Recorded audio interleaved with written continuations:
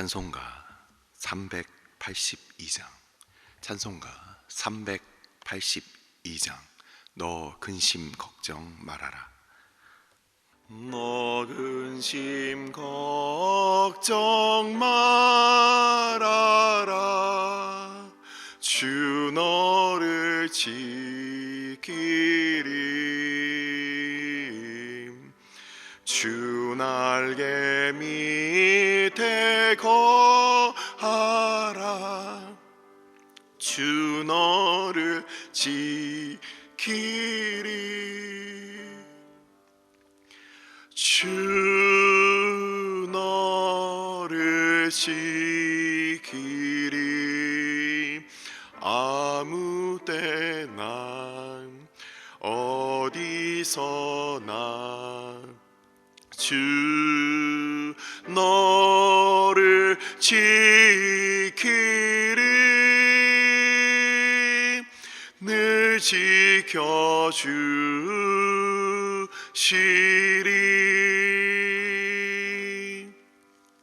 어려워 낙심될 때 주 너를 지키리.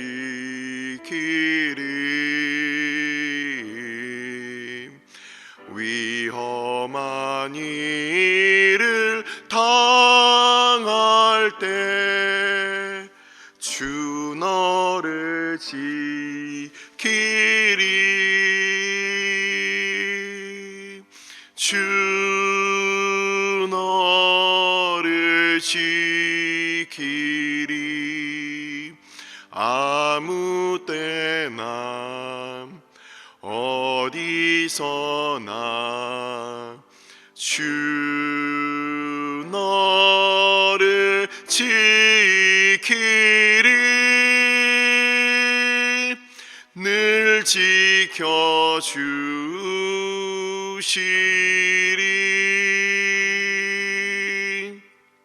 너 쓸 것 미리 하시고 주 너를 지키리.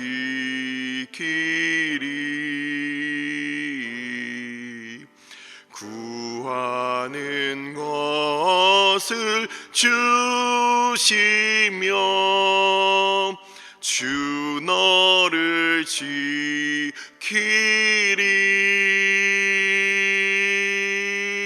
주 너를 지키리. 아무 때나 어디서나 주 너를 지키리.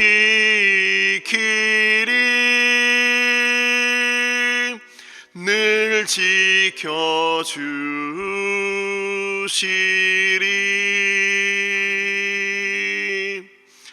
어려운 시험 당해도 주 너를 지키리. 구주의 품에 거하라. 주 너를 지키리. 주 너를 지키리. 아무 때나 어디서나 주 너를 지키리. 늘 지켜주시리.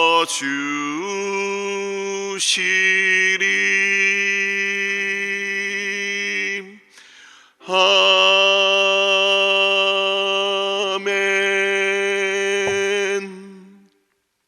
오늘의 말씀은 사무엘상 20장 말씀. 사무엘상 20장 1절부터 11절까지 말씀을 다 같이 합독하도록 하겠습니다. 사무엘상 20장 1절부터 11절까지 말씀. 다윗이 라마 나요셋에서 도망하여 요나단에게 이르되 내가 무엇을 하였으며 내 죄악이 무엇이며 내 아버지 앞에서 내 죄가 무엇이기에 그가 내 생명을 찾느냐. 요나단이 그에게 이르되 결단코 아니라 내가 죽지 아니하리라.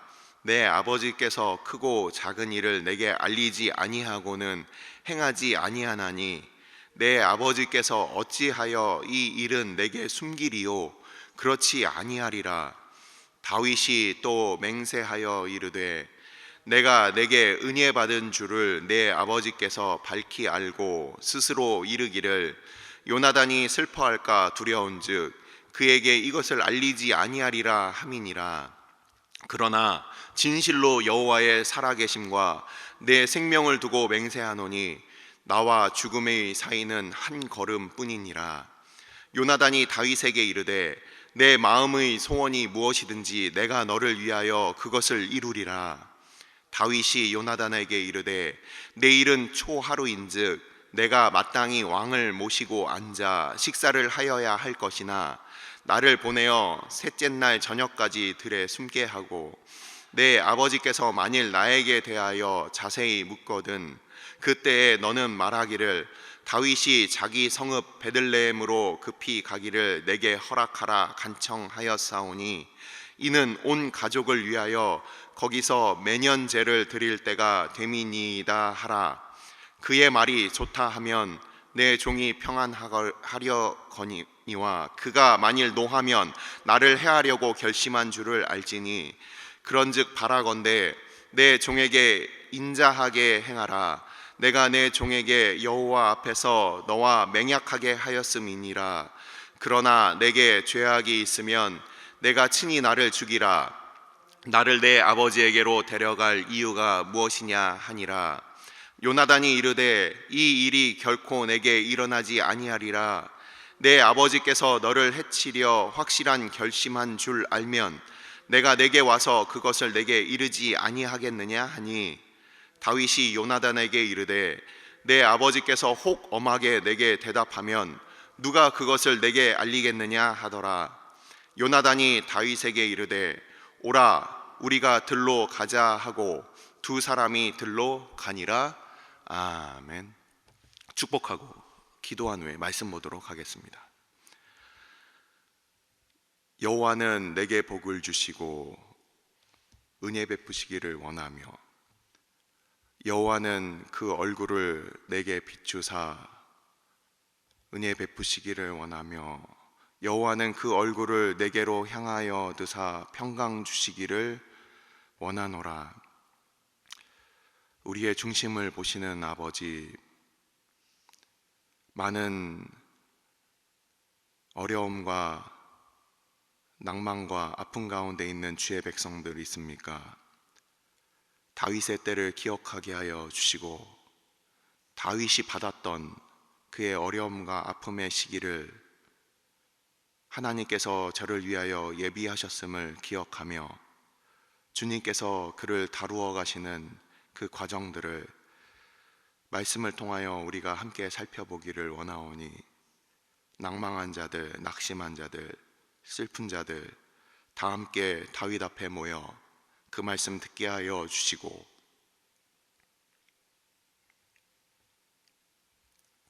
주께서 성령을 통하여 오늘날 우리에게 말씀하시는 그 말씀 듣게 하여 주옵소서.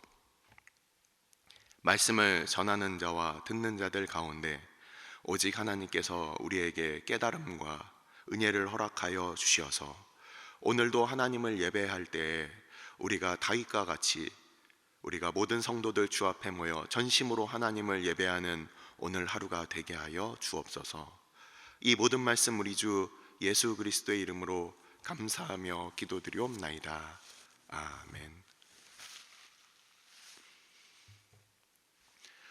오늘 사무엘상 20장 말씀은 이제 다윗과 요나단이 이제 헤어지는 그 마지막 만남의 그 처음 시작입니다.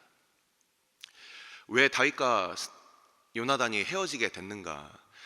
사무엘상 18장과 19장에 있어서 도대체 어떤 일이 있었는가? 우리는 지난 주일에 사무엘상 18장 5절까지 함께 살펴보면서 처음에 이제 블레셋과의 그 싸움에서 골리앗의 머리를 베고 돌아오는 이 다윗을 향하여서 이 사울이 누구냐, 누구의 아들이냐 이렇게 물어보는 장면을 우리가 지난 주일 아침에 살펴보았습니다. 한 주간에 어떤 일이 있었습니까?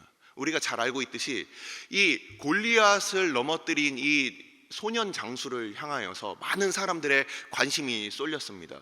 그래서 사울은 천천히요, 다윗은 만만이라 이 노래가 이제 불려지게 된 것이죠. 그들의 개선하는 그 길 앞에서 이 노래가 불려지자 이 사울이 이 노래를 듣고서 그 마음 가운데 다윗을 향한 이 마음이 분개하기 시작합니다. 그를 주목하여 보았다. 그를 이제 살펴보게 되었다. 그냥 여럿 중에 하나, 젊은 소년들 중에 하나였다라고 생각했지만 이제 내 자리를 위협하는구나라고 이렇게 생각을 하게 되었다는 것이죠. 사울이 그렇게 생각하게 된 배경이 있습니다. 선지자 사무엘이 이제 하나님께서 너를 버렸다. 너 위에 이제 너의 왕위가 이제는 끊기고 새로운 사람을 하나님께서 세우시겠다라는 그 말씀을 이 사울은 기억하고 있었던 것이죠. 그래서 자기의 자리를 위협할 수 있는 그 이스라엘의 절체절명의 위기에서 이스라엘을 구원해낸 바로 왕이었던 자기가 맡아야 될 그 역할을 다른 사람이 맡았다는 것을 그는 기억하며 이 다윗을 주목하게 됩니다. 18장과 19장은 두 가지의 어떤 단계를 거치게 됩니다. 첫 번째 18장에서는 이 사울이 속으로만 다윗을 미워합니다. 속으로만 다윗을 미워해요. 18장을 보시면 똑같은 표현이 3번에 걸쳐서 나오는데 어떤 표현이 있냐면 사울이 다윗을 두려워했다. 하나님께서 다윗과 함께하는 것을 보면서 이 사울은 다윗을 두려워하는 거예요. 지난번에도 말씀을 드렸습니다. 세상 사람들이 언제 그리스도인들을 두려워할까요? 돈 많을 때? 권력이 있을 때? 그렇지 않아요. 하나님과 함께하는 그리스도인들을 볼 때 이 세상 사람들은, 믿음이 없는 불신앙자들은 그리스도인들을 두려워하는 거예요. 하나님이 우리의 전부가 되실 때 그때 이 세상 사람들은 그리스도인들을 두려워하는 것이죠. 우리의 생명도 우리는 아깝지 않고 그냥 하나님의 영광을 위하여 뚜벅뚜벅 걸어가는 그 믿음의 삶을 볼 때 많은 사람들은 이런 그리스도인들을 보고 두려워합니다. 다윗이 그렇게 골리앗 앞으로 걸어갔던 그 시간, 그리고 다윗이 용맹하게 그렇게 적들을 맞서 싸우는 그런 모습들, 하나님께서, 여호와 하나님께서 다윗과 함께하는을 보고서 이 사울은 두려워했다. 그 표현이 3번에 걸쳐서 나옵니다. 두려워했다, 두려워했다, 매우 두려워했다. 다윗을 하나님께서 그와 함께 하심으로 말미암아서 다윗뿐만 아니라 다윗이 하나님과 함께함으로 말미암아서 다윗 혼자만이 아니라 그 주변에 아들 요나단도 다윗을 좋아하고 딸 미갈도 다윗을 좋아하는 이 사건이 18장에 등장을 합니다. 계속 사울의 마음은 계속 그 마음 가운데 투기하는 마음이 일어나게 되는 거예요. 그 다윗이 가는 곳마다 지혜롭게 행하였다라고 이렇게 성경에 표현이 되어 있습니다. 한 번도 아니고 여러 번에 걸쳐서. 여기서 지혜롭다라는 표현의 그 단어 자체가 어떤 것이냐면 사람들의 모든 필요를 다 채워주는 거예요. 다윗이 가는 곳마다. 그냥 내가 이제 골리앗을 이겼고 내가 승리했다, 이것이 아니라 가는 곳곳마다 필요한 것들을 다 채우면서 가는 거예요. 다윗이 그냥 단지 그 직분을 그가 누리고 즐기는 것이 아니라 그 직분에 합당하게 그 다윗이 그 일들을 해나가는 거예요. 그가 가는 곳마다 그 많은 사람들이 그로 말미암아 그가 칭송하게 되는 겁니다. 다 인정하게 되는 거예요. 그랬더니 사울의 마음이 점점 더 다윗에 대해서 안 좋아지게 됩니다. 우리 지난번에 정성훈 목사님이 잠깐 언급했던 바와 같이 천부장으로 삼았다, 군대의 장으로 삼았다가 천부장으로 강등시켜서 변방으로 보냈는데도 그는 그곳에서도 지혜롭게 행하는 거예요. 그러니까 이 사울은 가서 블레셋 사람 손에 그냥 개죽음 당했으면 좋겠는데 오히려 그 변방에서도 일을 잘하고 사람들로부터 칭찬을 받고 명성이 점점 올라가니까 그 이름이 명성을 얻었다. 이 사울은 미치겠는 거예요. 그래서 18장에 등장하는 사울은 다윗을 창으로 2번 찔러서 죽이려고 합니다. 바로 앞에서 마치 실수하는 척하면서, 하지만 실수가 아니었죠. 던지진 않았습니다. 하지만 19장에는 던지는 장면이 나와요. 던지지 않고 이렇게 휘두르면서 그가 2번에 걸쳐서 다윗을 의도적으로 죽이려는, 하지만 다윗은 그것을 피했죠. 그리고 이제 19장으로 넘어갑니다. 19장에선 어떤 일이 있었습니까? 18장과 19장과 오늘 읽은 20장, 이제 내일 등장하고 그리고 수요일까지 등장하는 이 20장에 있어서 이 같은 표현이 또 등장을 합니다. 바로 요나단이 다윗을 자기 생명처럼 사랑했다. 이게 18장, 19장, 20장 이 3번에 걸쳐서 등장을 합니다. 근데 이 19장으로 넘어오게 되면 어떻게 되느냐, 이제 사울이 드러내서 다윗을 죽이는 단계에 이제 오르게 되는 거예요. 자, 다윗이 처음에 골리앗을 죽였을 때 몇 살이었다고 제가 말씀을 드렸습니까? 형 7이 있는데 그 중에 3명이 군대에 끌려갔고 나머지 4명이 19, 18, 17, 16. 그러면 다윗은 대략 15세, 최대 우리가 연년생이라고 따졌을 때도 15세라고 말씀을 드렸어요. 그 당시에 골리앗과의 그 전투에서 이 사울은 40세가 넘은 나이였습니다. 즉 지난번에 말씀드린 바와 같이 25세에서 30세의 차이가 났어요. 근데도 이 다윗, 어린 다윗을 그가 두려워하면서 왕의 사위로 주겠다고 했던 자기의 그 큰딸 메랍을 다른 사람에게 주겠다고 약속해놓고 전쟁터에 보내서 자기 손에 피를 묻히지 않고 죽이려고 했다가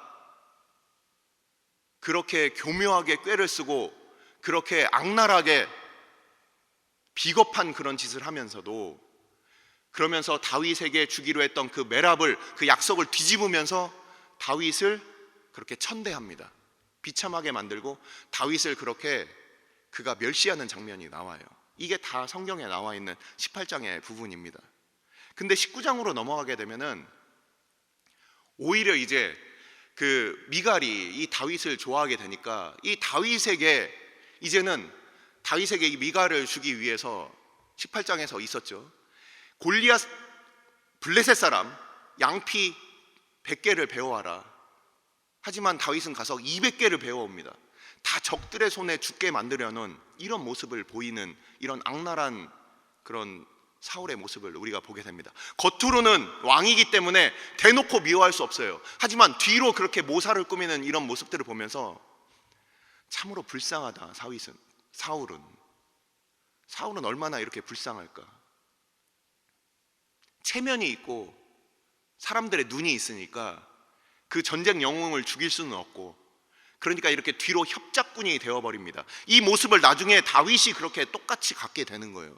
겉으로는 내가 교양 있는 척, 아무도 안 미워하는 척 하면서 뒤로 사람을 죽이려고 하는 이런 사람들이 있다라는 거예요. 오늘날에도.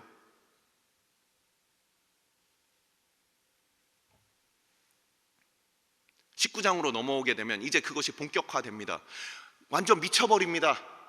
그 악신이, 여호와의 부리시는 악신이 그 사울에게 등장할 때 그가 속으로 중얼중얼, 그가 속으로 있던 것들이 이제 말로 중얼중얼 하면서, 그러면서 이 다윗을 죽이기 위하여 그가 단창으로 그렇게 던져서 벽에 박아버리겠다라고 하는 그런 일을 벌이게 되죠. 이 19장에서 어떤 일이 있었습니까? 다윗이 다시 한번 블레셋과의 전투에 가서 크게 이기고 돌아오는 거예요. 날이 갈수록 이 다윗에게 있어서 하나님께서 그와 함께 하심으로 승승장구해가는 이 모습을 보면서 사울이 견디지 못하는 거예요. 그러면서 이 다윗을 이제는 내가 죽이겠다 하고서 어떻게 됩니까? 밤에 자객을 보냅니다. 그에게 자객을 보내요. 그리고 그 딸 미갈이 다윗을 이 창문으로 내려보내서 그래서 라마 나요스로 피신하게 됩니다. 자, 다윗은 왜 사울의 사위가 되었을까? 생각해 보셨습니까? 다윗이 출세하려고? 그렇지 않아요. 다윗은 이 사울과 깨어진 관계를 어떻게든 한번, 내가 처음에 그 첫째 딸과 그렇게 결혼을 하려고 할 때도 나는 자격이 없다, 분명히 그렇게 밝혔던 다윗이었고, 두 번째에도 마찬가지예요. 사람들의 계속적인 이 다윗에 대해서 왕과 결혼을 해라, 그리고 딸 미갈이 다윗을 좋아하니까 그것마저도 사용해서 사울은 다윗을 올무에 걸리게 하려고 그렇게 협작을 부리는 부분을 우리는 보게 됩니다. 사울은 자기 딸을 이용했어요. 그리고 사무엘상 25장을 보시면 다른 사람에게 그 딸을 또 줘버립니다. 다윗을 비참하게 만들기 위해서 다른 사람의 아내를 다른 사람에게 그냥 보내버리는 거예요. 이렇게 사울의 이 잔인함이 드러나는 장면이라는 거예요. 겉으로는 왕이었어요. 왕의 옷을 입고 있었어요. 왕궁에 살았어요. 하지만 그의 모든 행동들은 우리가 소위 요즘 말하는 양아치 같은 짓을 하고 있는 겁니다. 그러던 가운데 이 다윗은 사울의 딸 미갈의 도움을 받아서 그가 창문으로 이제 내려오고 침상에 있는 바로 그 드라빔을 놓고 거기에 그 양털 이불을 덮어놓고, 그러고서 그가 피해 있자 사울이 그 침상째로 내가 갖고 와라, 내가 죽여버리겠다. 하지만 그 침상에는 없었고, 그리고 다윗이 없었고, 그리고 사울이 미갈을 추궁하는 장면을 우리는 보았습니다. 자, 이 모든 이야기들을 볼 때 이제 다윗은 라마 나요스로 피했어요. 내가 왕의 사위도 돼보고 내가 왕과의 그 안 좋은 관계를 한번 회복해 보려고 그렇게 노력했지만 안 되겠다. 차라리 눈앞에서 사라지면은 그러면 좀 괜찮을까 하고 그는 라마 나옳 사무엘이 있던 곳으로 피했습니다. 하지만 어땠습니까? 이 사울은 그 다윗이 숨어 있는 곳까지 3번에 걸쳐서 자객들을 보냅니다. 그들을 보내서 이제는 단순히 눈에만 안 보이면 가만히 놔두겠지 생각했지만 끝까지 쫓아와서 이제 죽이려고 하는 이 사울의 이 의도가 이 19장 마지막 부분에 나오는 거예요. 라마나요스에서 이 사무엘과 함께 피신해 있던 이 다윗에게 이 3번에 걸쳐서 전령들을 보냈고, 그리고 마지막에 어떻게 됐습니까? 이 사울이 직접 처단하기 위해서 오는 장면을 우리가 봅니다. 근데 어떤 일이 발생했습니까?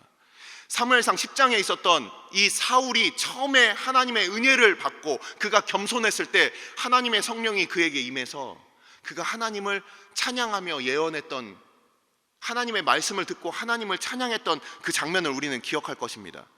근데 이 오늘 읽은 이 본문의 바로 앞부분을 보시면 이 사울이 다시금 그때처럼 하나님 앞에 찬양하고 있어요. 어떤 모습으로 찬양합니까? 그의 겉옷을 벗었다. 그리고 하나님 앞에 그가 예언했다. 하나님의 성령이 그를 강권적으로 역사하자 그가 옷을 벗고 사무엘 앞에서 1일 2리아를 그가 누워 있었다. 이 이야기는 무엇입니까? 이 사울은 자기의 그 겉옷, 왕의 이 겉옷이 하나님으로부터 받았다는 것을 그는 잊은 거예요. 그걸 자기의 힘으로 지키려고 했던 것이죠. 그 겉옷을 하나님께서 벗겨버리십니다. 그리고 네가 처음 나를 만났던 그 하나님 앞에 예배자였던 너의 모습을 내가 다시 한번 보여주겠어 하면서 그가 하나님 앞에 처음 나왔던 그 모습을 보여주는 장면입니다. 이것이 바로 오늘 읽은 본문의 전문맥까지의 말씀이었어요. 자, 다윗은 이제 다시 사울의 그 기브아로 돌아오게 됩니다. 그래서 누구를 만났습니까? 오늘 본문을 보면 요나단을 만났습니다. 요나단을 만나서 이제 요나단에게 야, 너희 아버지가 도대체 나를 왜 죽이려는지 모르겠다. 내가 무엇을 잘못했느냐. 이 다윗을 죽이려는 사울의 의도는 오직 사울만 알고 있는 것입니다. 그러니까 뭐 겉으로는 뭐 여러 가지 얘기들을 갖다 붙일 수가 있겠죠. 뭐 다윗이 반란을 저지르려고 한다, 이 훗날 이제 뭐 여러 가지 얘기들을 갖다 붙일 수가 있을 거예요. 하지만 하나님 앞에 신실하게 살았던 그 다윗을 향해서 단지 사울이 그 다윗을 향한 그 질투와 투기심 때문에 그를 이제 죽이려고 하는, 남의 생명을 그렇게 해하려고 하는 이런 모습을 이 다윗과 사울은 알고 있어요. 다윗은 바로 앞에서 그 사울이 창을 던지고 그것을 피하고 목숨이 위태한 것들을 알죠. 하지만 다른 사람들은 몰랐어요. 심지어 가까이 있었던 이 요나단도 몰랐다는 겁니다. 그래서 요나단은 이 아버지에 대하여 변호를 합니다. 우리 아버지가 그럴 수가 없다. 아니다. 거기에 대한 반론을 이 다윗이 3절에서 이야기를 하면서 이제 내가 곧 죽은 목숨이나 마찬가지다. 그러자 그제서야 이 요나단이 다윗의 말을 이제 수용하면서 4절에서 뭐라고 합니까? 네가 그럼 내가 너에게 어떤 도움을 줄지 나에게 말해다오. 바로 이 이야기를 한 날은 금음날이었습니다. 바로 내일이면 이제 월삭이 되는데, 초하루가 되면은 초하루부터 3일 동안 하나님 앞에 함께 모든 죄를 씻고 다시 하나님을 기뻐하는 이 제사를, 왕궁 제사를 함께 드리고 같이 식사를 하는 이 범죄가 있었습니다. 바로 그 제사 때에 누구든지 왕의 신하를 다 같이 모여야 되는 거예요. 근데 그 자리에 오지 않으면 그럼 이 사울이 마치 그 신하들을 점호하는 거죠. 그 자리에 오지 않으면 이놈이 어디 갔어? 도망갔나? 그때 이제 나오는 반응을 우리가 함께 살펴보자. 이제 20장 뒷부분에 이것들이 자세하게 이제 나오게 될 겁니다. 이번 한 주 동안에. 그래서 어떻게 도망가게 될지, 어떻게 도망가는 신호를 줄지, 만일 너희 아버지 사울이 나를 미워하는 것을 네가 알게 되면은, 그러면 너에게 화를 내고 네가 나에게 그것을 알리지 못하도록 분명히 옆에 이렇게 둘 것인데, 어떻게 알릴 것이냐, 서로 이 합을 짜고 그 신호를 맞추는 장면이 이제 내일 등장하게 됩니다. 우리는 이 사울과 또한 요나단, 그리고 이 다윗의 이 이야기들을 보면서 이제 앞으로 하나님께서 이 다윗을 피신시키는 데 있어서 이 요나단을 사용하시는 것을 우리가 보게 되는데, 자, 오늘의 말씀을 마치면서 정리를 하겠습니다. 다윗은 도대체 사울에게 왜 도망을 다닐까? 왜 이렇게 어려운 고난 가운데 살게 되는가? 다윗 혼자 일신의 문제뿐만 아니라 이제 이후로 보게 되면은 다윗 혼자 도망가는 게 아니에요. 아둘람 굴에 바로 자기의 아버지와 아버지의 집 모든 형제들이 다 함께 도망을 하게 됩니다. 자기 가족들도 고생을 시키게 돼요. 그리고 그들은 모압 땅으로 이렇게 도망가게 됩니다. 외국으로 피신하게까지 돼요. 하나님께서는 도대체 이 다윗을 15살 소년에 그때 기름을 부으시고, 그리고 30살 되어서 유다 왕에 이르게 하시고, 그리고 37살 반이 됐을 때 온 이스라엘의 왕이 되기까지 하나님께서는 왜 이렇게 고난과 시험을 주실까? 이 내용은 우리가 다음 시간에 살펴보도록 하고, 이 사울을 우리가 볼 때 다윗이나 사울이나 동일하게 그들은 다 연약한 가운데 있었다는 거예요. 하지만 이 사울은 하나님 앞에 그가 은혜 가운데 하나님께서 그를 세우셨던 그것을 잊었고, 이 다윗은 어떠했느냐? 시편 59편을 우리가 오늘 꼭 같이 읽어보시기 바랍니다. 시편 59편을